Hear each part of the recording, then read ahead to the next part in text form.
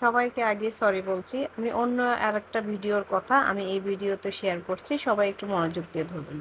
কিছু মানুষকে বলবো, আপনাদের কি আসলে কিছুই কমন সেন্স নাই? আপনাদের একটু কমন সেন্স রাখা উচিত। রোজার মাসে কোনো মুসলিম খাওয়া-দাওয়া করে ভিডিও করে সেটা পোস্ট করবে না। তো আপনাদের বোঝা দরকার, আমি যে ভিডিওগুলো ছেড়েছি, যেগুলো নিয়ে আপনারা এত কথা বলছেন, সেই ভিডিওগুলো আমরা যখন সিলেটে গিয়েছিলাম আরও ২ মাস আগে, তখনের ভিডিওগুলো আমি এখন ছাড়ছি। আপনাদের যদি কোনো কনফিউজড থাকে সেটা আপনি কমেন্ট করে আপনারা জিজ্ঞেস করতে পারেন, কিন্তু না জেনে শুনে এভাবে বাজে কথা না বললাই বেটার।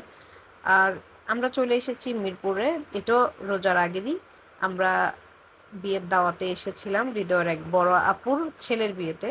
তো এই বিয়েতে আসলেই অনেক এনজয় করা হয়েছে, যেহেতু এটা হিন্দুদের বিয়ে। হিন্দুদের বিয়ে আমাদের চেয়ে বেশি এনজয় মনে হয় আমার কাছে।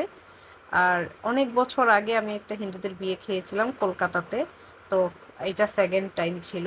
তো বিয়ের আয়োজন অনেক সুন্দর ছিল।